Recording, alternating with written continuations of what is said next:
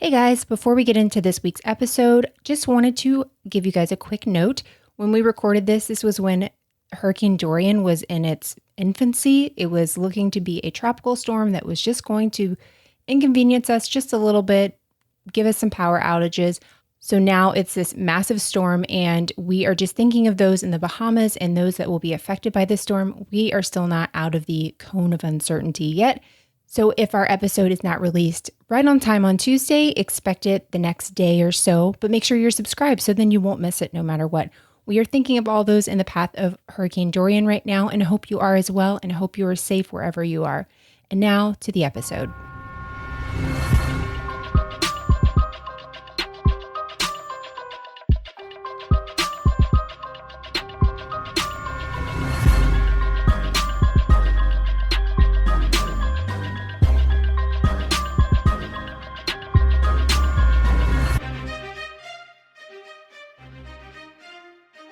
Hey guys, and welcome to the Moms and Murder Podcast, a true crime podcast featuring myself, Mandy, and my dear friend, Melissa. Hi, Melissa.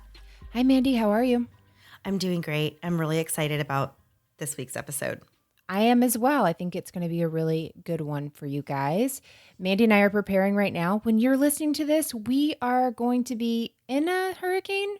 Yeah, I believe so. Or, at the end of it, or possibly without power. I don't even know where we are going to be on Tuesday.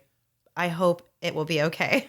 Wherever we are, we're going to be ticked off. I can tell you that much. If by this time the battery on our children's iPads will have been dying, they'll want our phones. The air is going to be out. So when you listen to us laughing and giggling, just remember us in happier times. Right. Not the current situation when you're listening to us. But yes, we are persevering. We're doing this. Let's kick this episode off, Mandy. All right. So long before J-Lo, there was another rising Latina star who was performing to sold-out audiences, appearing in movies, and of course, bedazzling the heck out of outfits. You guessed it, or the title of this podcast may have given it away, but today we are discussing the life and death of the one and only Selena Quintanilla, or better known as just her first name, Selena. This story has actually been suggested to us several times. I've seen it come up a few times in our Facebook group, and every time I see it, I'm like, oh yeah, we should do that. We should do that. And then I just always forget about it. But I'm super excited this week because Melissa's sister actually helped us with this episode, and she did a really great job. So I am happy to bring her words to life for you guys this week. Hi, Megs. So Selena's tragic murder took place in Corpus Christi, Texas. And as usual, Melissa has Googled Corpus Christi for us. Corpus Christi is located off the coast of southeast Texas, and as of the 2016 census, has a population of around 325,000 residents. Whether you believe they are real like me or fake like Mandy, Corpus Christi is the American city with the most species and population of birds. I'm never moving there. Or I guess government drones. Is that the other option, Mandy? I still can't figure out what you not bird people think is happening. Yeah. Exactly. Birds aren't real. Continue. So after a meter reader in Corpus Christi was attacked by a dog, the city took it upon themselves to go completely, to offer citywide free Wi-Fi.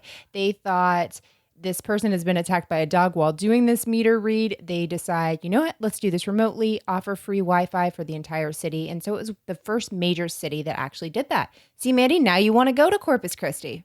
I know, they might get me there for that. Yeah. And Corpus Christi is home to the first Whataburger restaurant. Whataburger took off across the state of Texas, and everyone knows that Whataburger is better than In-N-Out. You can fight me on this. I haven't had In-N-Out, but I am very tired, so I'm happy to fight right now. And speaking of Whataburger restaurants, in my research, this was one of the craziest things I've ever read. I found out that back in 2017, the Houston Police Department decided to quit using Whataburger table tents. You know, those things you put on your table to tell them oh, number 17, they bring stuff there.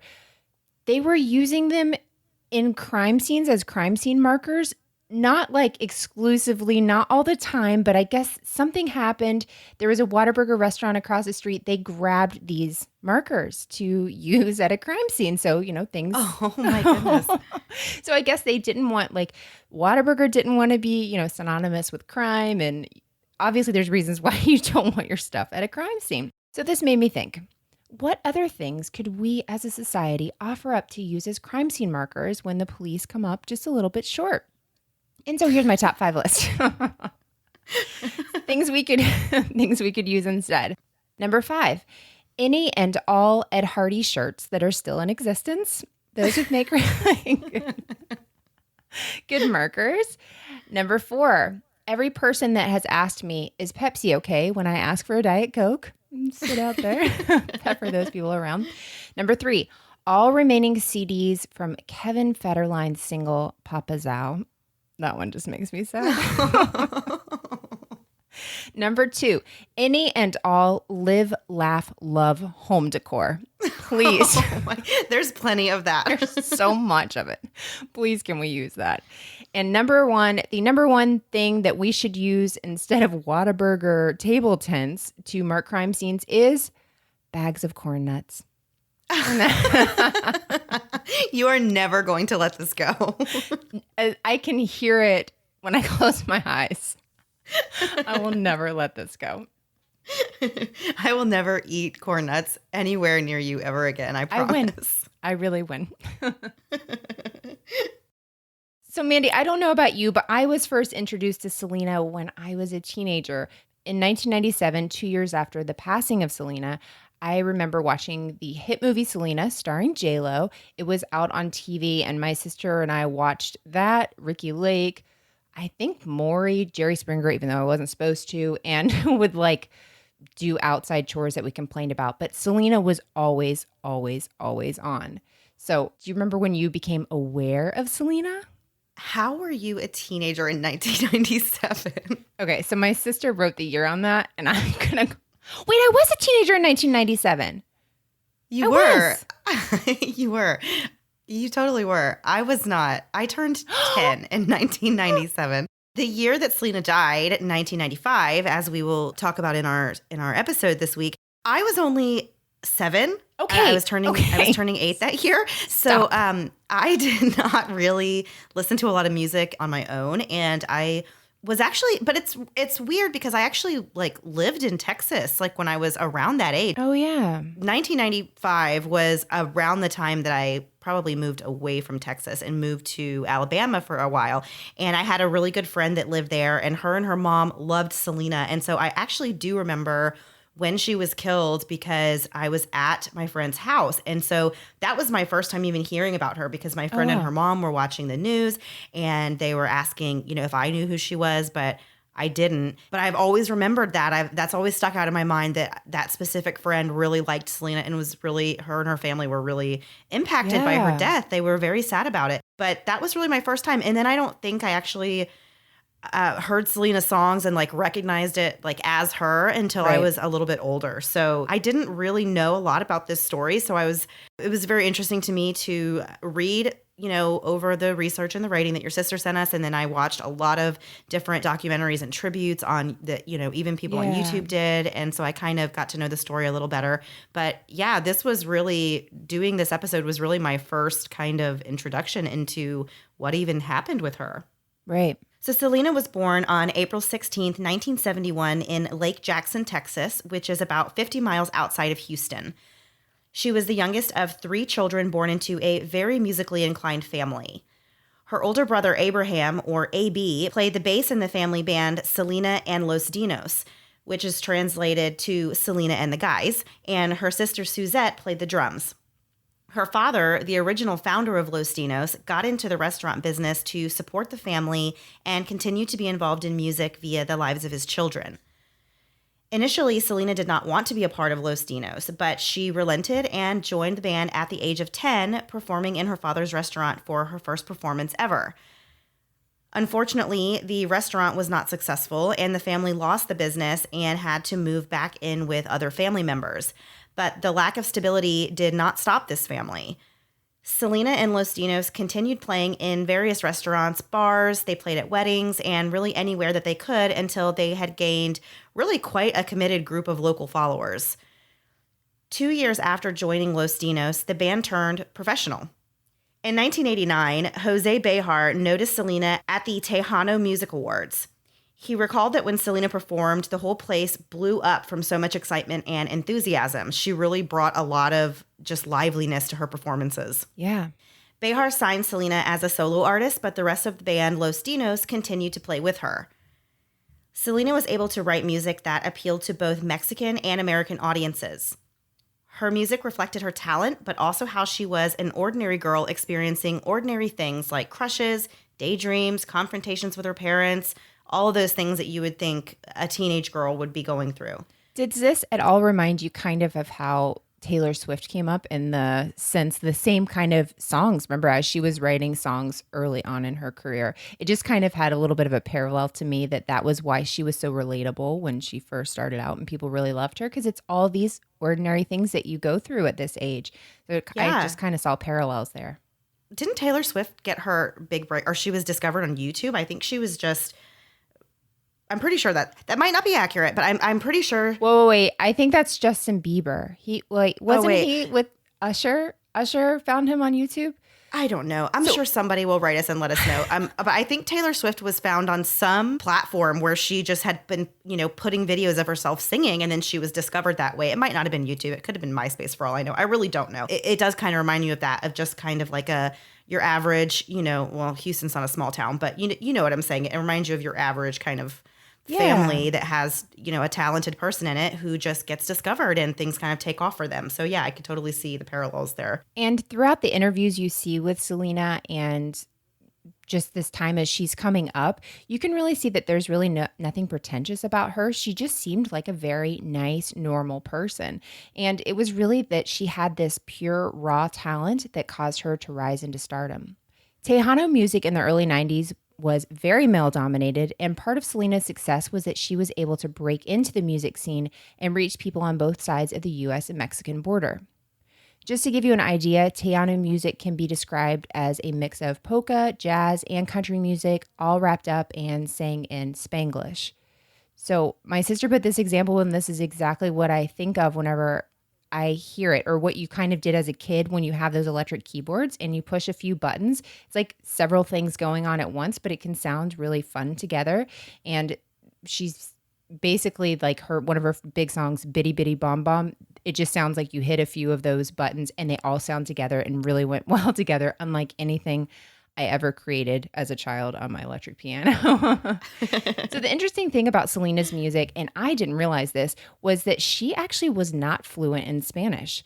Her dad had to write out the lyrics phonetically in Spanish in order for her to memorize her songs. So she was singing these songs and you would never know really that she spoke English. She did not speak Spanish. That is so incredible to me. And it reminds me, and Melissa, you probably remember this, but my son went through a very long phase where all he wanted to listen to was Spanish music. And it was kind of like these like boy bands. They were younger, kids. And I think his favorite, I can't think of the name of it now, but he would go around and my son doesn't speak Spanish, but if you heard him sing these songs, you would think he grew up in a Spanish-speaking country. Like he was so good at it and just picked it up. And so I just thought that it just reminded me of that. And I thought that was so incredible that she learned to sing in Spanish, without having any Spanish knowledge or background. That was just so fun to me to hear that she was able to do that and learn it phonetically too. Yeah, for sure. If you watch these old Selena videos, especially the Bitty Bitty Bomb Bomb, they are very 90s. All of it has a very 90s feel. It's super fun. The music itself is super fun. If you aren't familiar with Selena, you have to listen to her music. It was just a lot of fun, pure 90s, and just like you can see the joy. Even listening to her sing, you can hear the joy in her voice and the emotion in her voice. So Selena picked up quite a following, and like everyone else, the Jonathan Taylor Thomas stands is a word that I see on Twitter a lot and I should not be allowed to use. But everyone had a fan club. That was like a really big thing in the 90s. But it's, not like today where you're like, oh, I like Moms and Murder. Let's go in their group. Let's click a thing and answer 3 questions. You have to like do a mail-in thing. It's a legit thing to be a part of a fan club. I don't know if I was ever allowed to join a fan club. Things were a little restricted at my house, but I know I wanted to. You probably weren't allowed to join a JTT fan club. Oh, heck no, I wasn't. I guarantee you I wasn't allowed to. But this is when Yolanda Saldivar comes into the story, and she changes the family of Selena forever. And we'll talk more about Yolanda, but we're going to take a quick break to hear a word from this week's sponsors.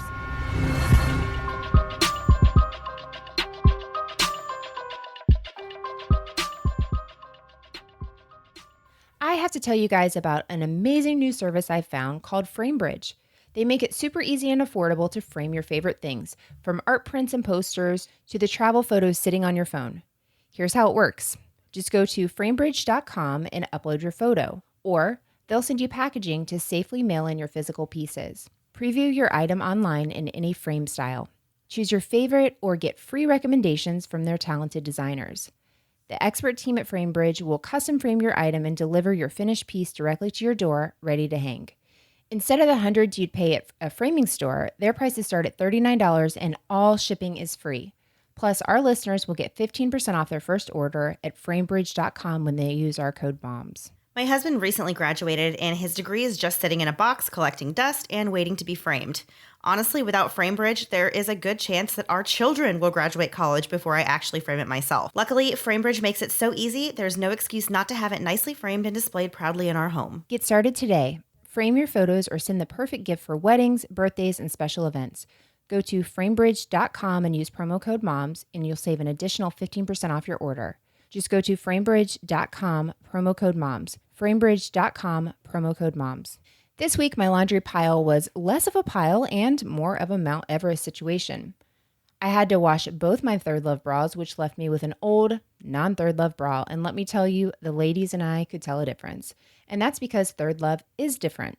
Third Love uses data points generated by millions of women who have taken their easy and fun Fit Finder quiz that's actually a lot of fun and takes just 60 seconds.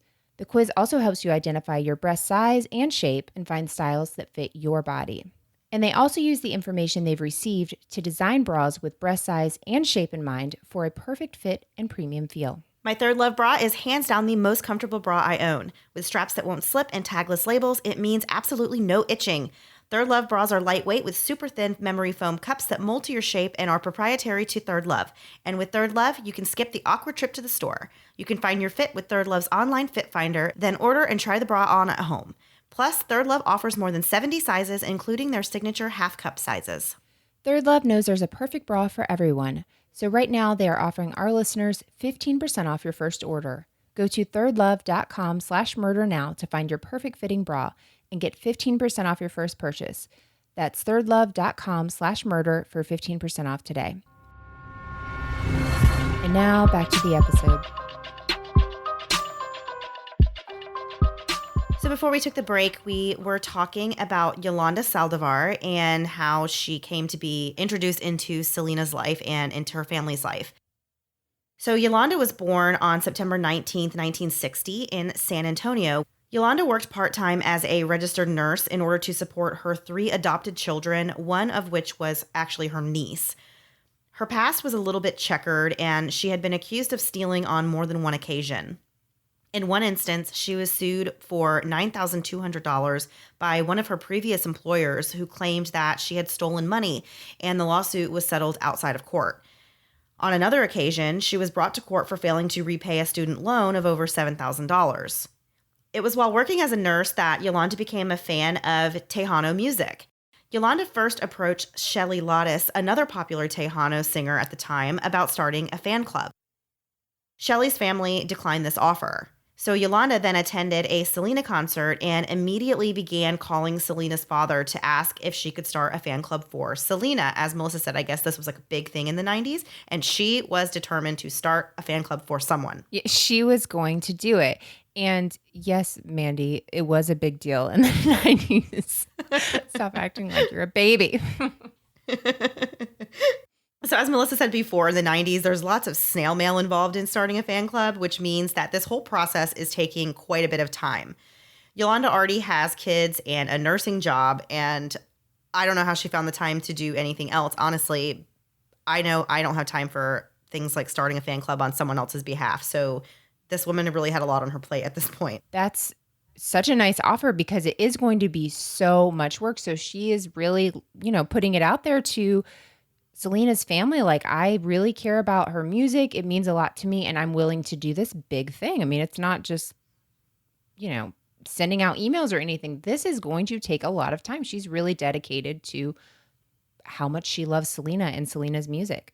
So she was extremely persistent, and Selena's father eventually agreed to let Yolanda start this fan club.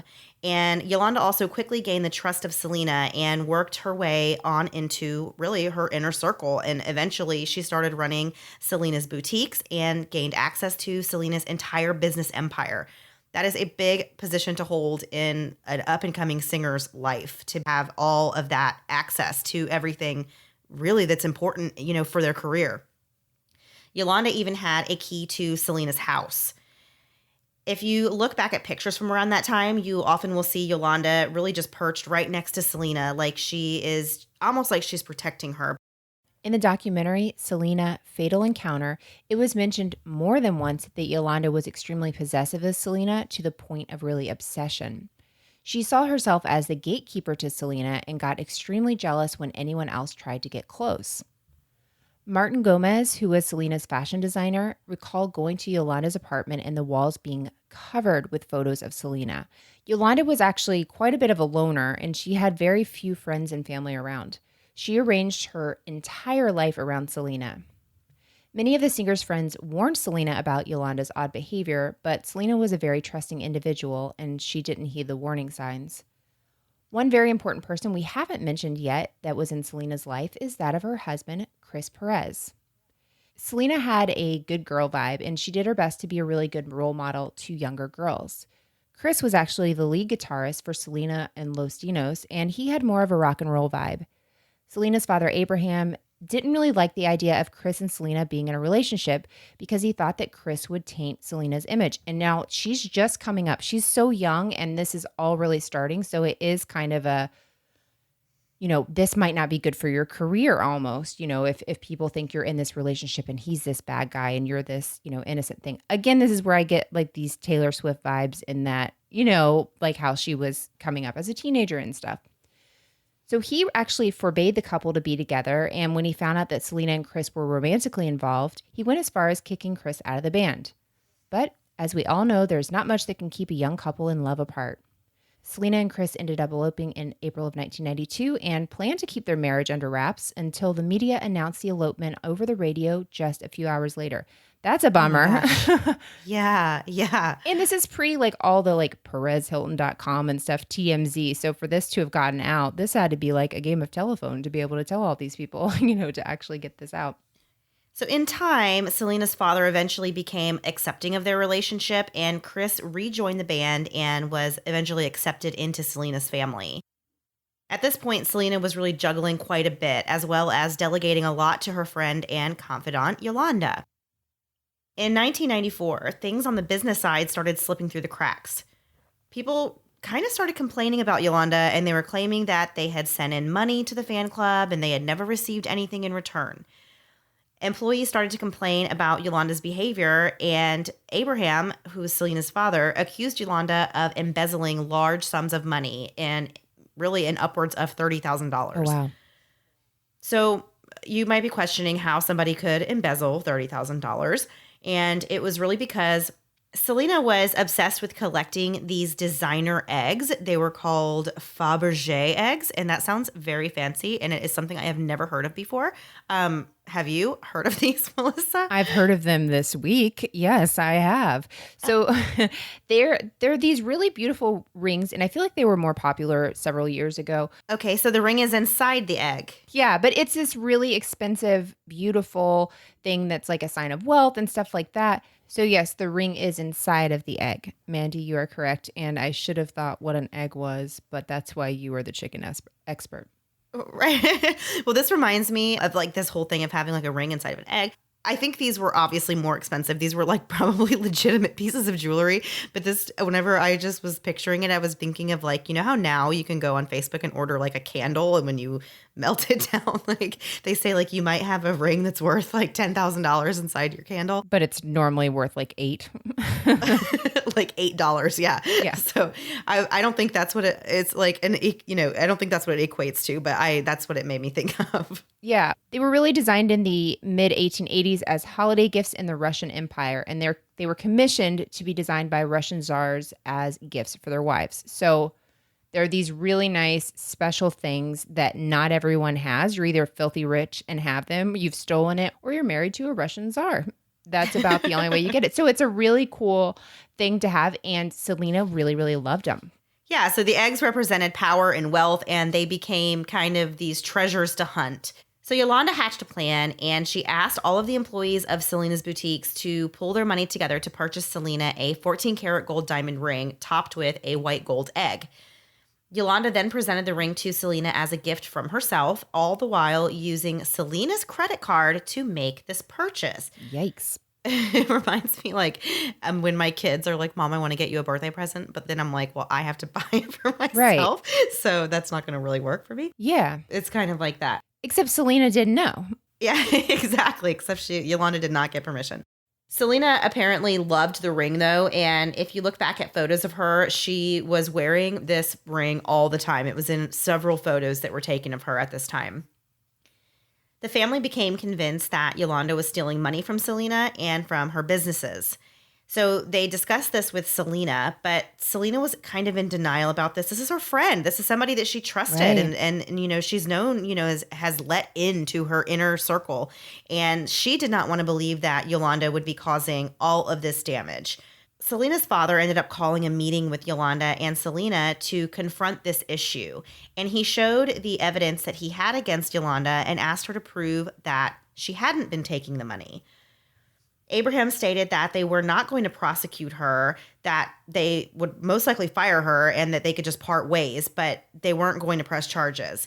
So Yolanda didn't deny it or say anything really. And Abraham said at points in this meeting that she was extremely emotional and other times she was just as cool as ice. Abraham ended up firing Yolanda and removing her from all of the bank accounts. The next day, Yolanda went to a gun shop in San Antonio to purchase a gun where she lied about the purpose behind the gun and said that she needed it because she was a nurse and patients' relatives were harassing her and threatening her life. If there was something we know about Yolanda, it was that she was persistent. And so Yolanda ended up calling her former boss and friend Selena and setting up a separate meeting. On March 30th, 1995, Selena and her husband Chris met with Yolanda at a motel to recover some missing financial documents. When the couple arrived home, Selena realized that Yolanda, in fact, did not give her the correct documents. But when she confronted Yolanda about it, Yolanda tried to convince Selena to return to the motel by herself to get the correct documents. At this point, it was pretty late in the night, and Chris encouraged Selena to just wait until the morning. But Selena was upset, and she wanted to go, and her trust is quickly fading in Yolanda at this point. She just wants to get all this over and done with and put it all behind her. So she decided she was going to go back to the motel that night with the intention of hopefully getting the documents that she needed. And also she was just going to officially cut ties with Yolanda right then and there. Yolanda supposedly, waiting with these documents was really waiting for Selena with this gun that she had purchased instead. And we are going to get into what happened when Selena arrived back at the motel after we return from one last break for a word from this week's sponsors.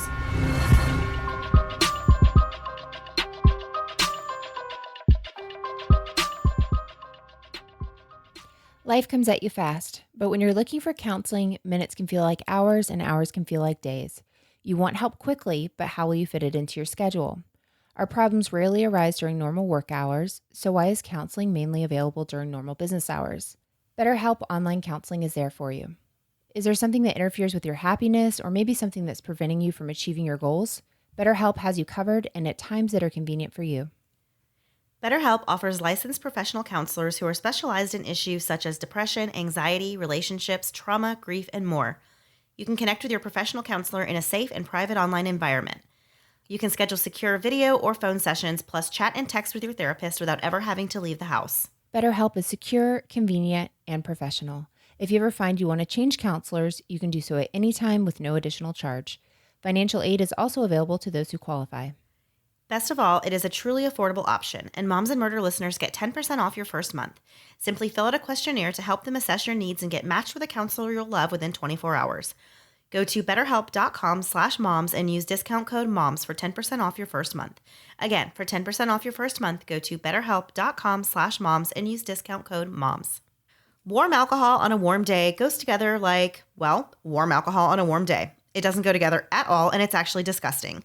Luckily, Dylan, the founder of Brewmate, felt the same way and made a stylish, insulated drinkware that's designed to keep your beverages ice cold all day long. I really love the variety that Brewmate has to offer, from the Wine-Solator to the uncorked tumbler for the wine lovers, to the champagne flute, and my personal favorite, the 3-in-1 Hopsolator.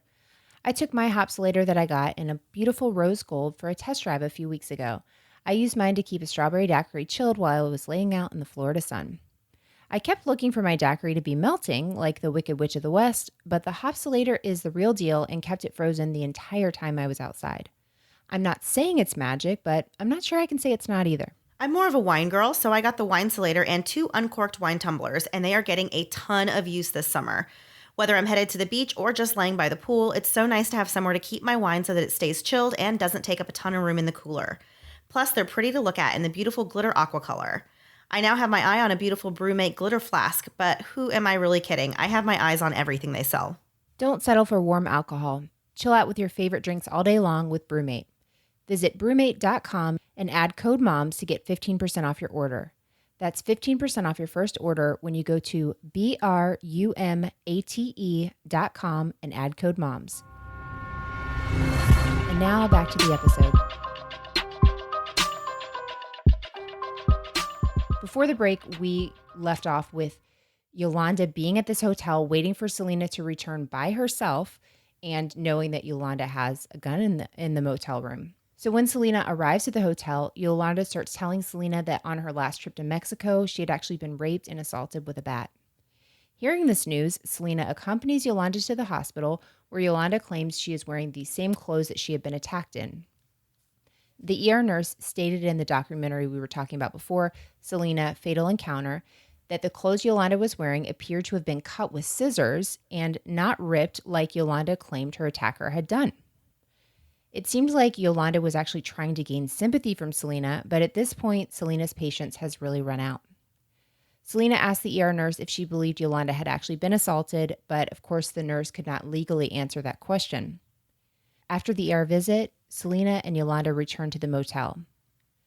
Selena was just finished at this point. She just wants to get this paperwork and leave and cut all ties with her former business partner and friend. At some point, Yolanda takes out a gun and with a single shot, tragically took the life of a beautiful soul. After being shot, Selena made it out of Yolanda's room and into the lobby of the hotel and was able to identify Yolanda to the front desk, saying, quote, "It was the woman in 158. The ambulance arrived moments later to find Selena unconscious and later pronounced dead. And this was on March 31st, 1995. So we talked a little bit about how Yolanda had given Selena this very fancy egg ring. And it's said that on the way to the hospital, Selena's fist opened up and the ring fell out. So her father, Abraham, actually believes that Selena tried to return this ring to Yolanda as kind of a symbol that their friendship and their relationship was over, and that could have been one of the reasons why Yolanda got so upset and shot her. Yolanda claimed that her real intent with purchasing the gun was to use it on herself, and that as she was showing Selena the gun, it accidentally went off.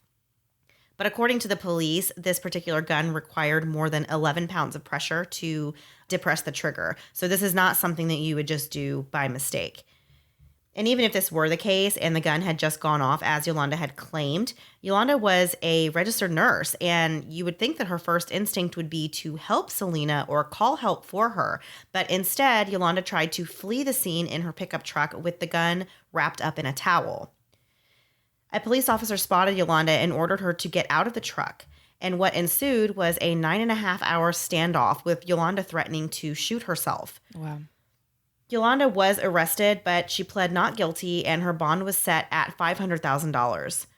Of course, fans of Selena were distraught, and death threats started pouring into the jail against Yolanda. Some gang members were even reported to have tried to raise enough money to get Yolanda out on bail so that they could kill her when she was released. No cameras were allowed in the courtroom, but we do know that one of the most damaging pieces of evidence in the trial was the signed confession from Yolanda just hours after the slaying. She has since changed her story several times, but following Selena's murder, in her own handwriting, she had written out what had happened that day in room 158. During the deliberation between the 12 jurors comprised of 6 men and 6 women, the prosecutors, defense team, and even Yolanda and her family all signed autographs. That blew my mind that Yolanda Yeah. is there. Yolanda, you were the president of the fan club. What? Right. Yeah. After just 2 hours of deliberation, the jury found Yolanda guilty of first-degree murder with a maximum of life in prison. She is actually up for parole in 2025 and continues to proclaim her innocence from her Mountain View unit in Gatesville, Texas. When Selena died, her English album had not been released. She actually only had 4 songs that were officially completed. Her family decided to release the album, and it went double platinum and hit top of the charts. This album contains the hits I Could Fall in Love and I'm Dreaming, which are 2 of my favorite 90s songs. Melissa and I talked about this before we started recording. Both of us like to listen to 90s music. It's like one of the only music things that we really agree on, I think. Ska. But I love those 2 songs. They're just very like classic, like 90s ballads, and her voice is so beautiful. And I love both of those songs. I get chills even thinking about those songs. They are right, like the quintessential 90s songs. And I had no idea listening to those songs that those songs had been released after she had been murdered. Yeah. If Selena were alive today, she would be 48 years old.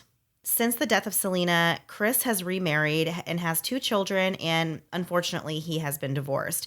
However, he remains in touch with Selena's family and continues to pursue music himself. Selena's parents spend their time protecting their daughter's legacy. They even founded the Selena Foundation, which serves to help kids in crisis. And I really think this is something that Selena would be super proud of and would have wanted, because that was kind of her thing. Like, I had watched an interview with her, and they had asked her, like, when you're gone, how do you want to be remembered, and what do you want to be remembered for? And she said, not really just my music. I want to be remembered as being a good person, a good role model, somebody who tried to help others. And so I think for her parents to kind of start this in her honor and in her name, I feel like she's just would be looking down and being so proud of her family for doing that, and that's something that she would have really loved. Selena's brother AB went on to start his own group called Cumbia Kings, and her sister Suzette manages Selena's museum in Corpus Christi, as well as the family's music production company. There's actually a Netflix production in the works right now, and it's going to be called Selena, the series, and it is set to play out over 2 seasons and is supposed to begin production in Mexico just next month. So I will be really excited to see when that comes out and to make sure I watch that. Yeah, for sure. So that is the story of what happened to Selena. I learned a lot about this case just through doing this episode, and I'm so glad that we did it. I know a lot of people have suggested it to us, and I don't think it's a story that people have necessarily forgotten, but I think sometimes people, especially that are my age, might not have known it. So okay, stop with the age. I'm so sorry. But hopefully you guys enjoyed learning about this story. It is a really, really sad story. She really was a beautiful person. I saw a lot of videos and interviews with her and watched her perform in lots of different videos. And it really is just very sad that she's not here still making music for us to this day. So if you guys know or had known about this story, or maybe if you didn't, we want to hear what you guys think or what your memories of Selena were back in your childhoods or teen years. Or they could be adults, Mandy. You just don't know. Stop age discriminating everyone. I'm sorry. But yeah, you guys can join our Facebook group if you're not already in there. Our Facebook group is called Mum's the Word. We have a lot of this off-topic type of discussion, and we would love to hear everybody's stories about, their experience with listening to Selena or how she impacted your life, if she did. So do that. So join the group or post on our social medias. We want to hear what you guys have to say. Melissa. Yes, ma'am. I think we are ready. Yes. So do you want to do the hero first or last thing before we go the official? Yes, I'm so excited to talk about the hero. Okay. So if you aren't familiar, our last thing before we go, the first of the month, which if we can remember this, we're announcing our hero winner, and we are going to give any of our sales from our merch. We are giving those proceeds to the hero, the winner of the hero segment. Winner sounds weird, but yeah, that's basically what it is. So we're going to have to just pull names out of a hat, but this one really struck me. And so I apologize that I pulled this one, and I'm going to have to just pull from now on. Like, we're going to have to make it random, but this one is just perfect. Okay, here we go. This is from Betsy H. I have a nomination for your heroes segment. I would like to nominate my ex-husband's new wife. Oh, wow. Right? So when my husband left me in 2014, I never imagined his new wife would become my hero. But 5 years later, that's what I'm calling Frances. In the last 5 years, as we've worked to raise our children together, she has been an amazing bonus mom to my girls.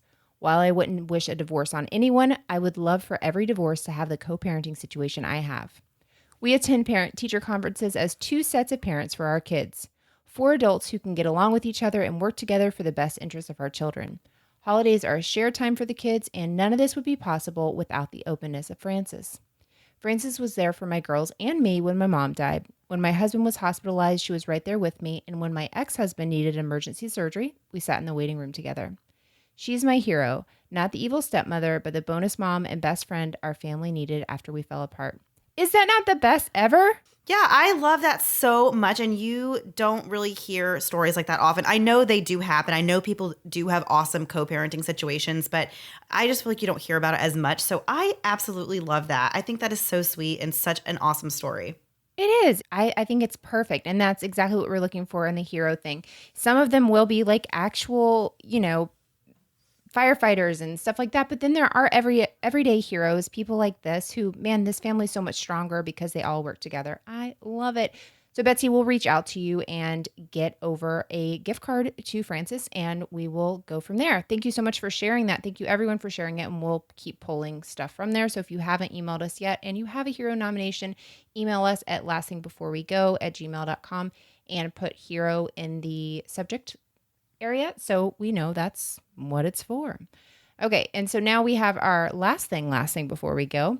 And we have two questions from Karen K in our Facebook group. And the first one is, Mandy, where do you mind not waiting?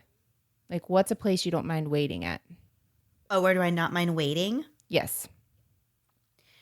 Are my kids with me waiting? You know what? This is your world. This is your scenario. You are by yourself. If I'm by myself waiting, then I will just wait all day Right? long. Do not care where it is. I don't mind standing in line waiting to get like food that I'm excited about. I mean, sometimes if I'm hungry, I'm like, let's hurry this up. But like, I will happily stand in line and get what I want to eat. That's really it. I don't like standing in line. You know that about me. I complain all the time about having to stand in lines. I do not like it at all. I will stand in 4,500 lines. I will let people cut in front of me. There's just no end to like, I don't care. For some reason, I don't care. It's like the one thing that doesn't affect me. I don't know. What about with your kids? Where do you not mind waiting? Is there a place? Does such a place exist? No. Right? Not unless they have like entertainment of some sort. Not unless the line. Not unless the line provides entertainment. We need like a mariachi band. We need food. We need snacks. We need everything. Yeah. No, I totally agree. All right. So the other one is name something you are really bad at. Melissa, what are you really bad at? Okay. Where should we start? I am really bad at, I'm bad at silly things, like more personality things, like not sticking up for myself, that kind of thing. But I am bad at speaking up. I do think that is a thing I'm really terrible at. I told Mandy this story today. I had to use a whistle, another person's whistle, for an activity that I was at. And I would rather die than say, I won't use that after you, even though I also hate germs. So it doesn't make a lot of sense. But like, I realize my sense of like hurting somebody's feelings in that sense, I just can't say no. My natural response to everything anyone says to me, and you know this about me, Mandy, I will always just say yes.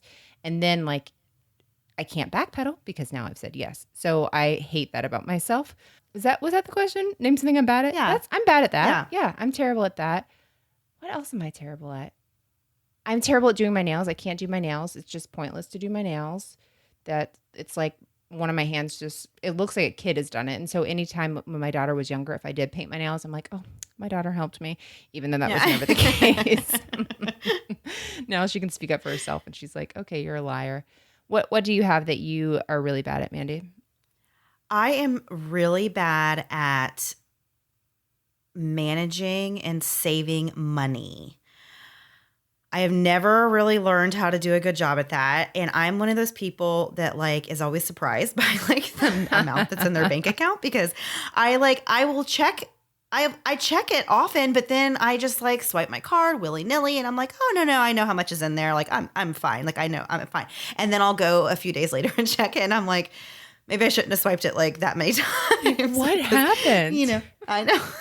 And then I'm all surprised. I'm like, where did all my money go? I don't know. But you would think that at this point in life, I would have figured out a better system. And I am trying to get better about it. And I have to like intentionally, like when money first comes in, when we get paid, when my husband gets paid, I have to like immediately go in. If I want to save money, like I have to do it right away. I can't just be like, Right. oh, I'll get to it and I'll, put money to the side, when I can, I'll go do it. I have to do it right away, like as soon as payday hits, because otherwise we wouldn't have any savings and I would never save any money because I really am that bad at it. And I am great at spending money. I do a lot of small purchases, like little things that just end up adding up. And so then when I go check my bank statement, I'm like, how many times did I go and swipe my card for like $3.50 at the gas station for like something stupid, Yeah.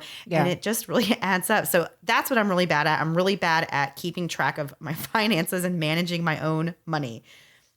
I get it. I totally get that for sure. I'm very anxious too. So then I'm checking my account all the time. Like that's kind of like how I cope for some weird reason, especially if I know a lot of money is coming out, like I need to see it come out. And so I'm just waiting like for my mortgage to come out. I'm just like every few minutes, cause it takes like 2 days. I'm like, all right, I need that gone. I need that gone. I need that gone. Cause like in my brain, I'm like, the money's still there. I really need it gone or I'm going to do something crazy. Yeah. So, I get that. Yeah. I'm terrible at so many things that it really would be a boring list, but basically find a thing. I'm bad at it. I don't have any natural like human talents. So it works. You know what for else me. I'm bad at? What? Saying no to new pets. You're terrible at that. But you'll even tell me and I try to help you say no. I'm like, you can't do this, Mandy. And the next thing you know, I just get a picture of whatever animal it was. I'm like, you're bad at it and you don't care. That's the problem. You're just, it's a double doozy there. So I feel like it also goes along with like being bad with managing my money because I'm like, I need more mouths to feed. Why not? There you go.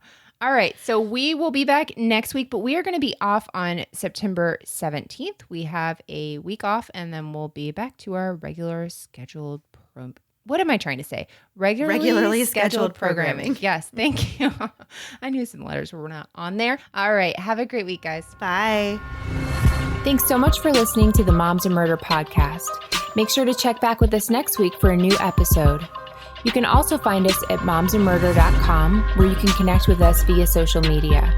Please make sure you subscribe and give us 5 stars, because giving us 4 stars would be a crime. Thanks so much.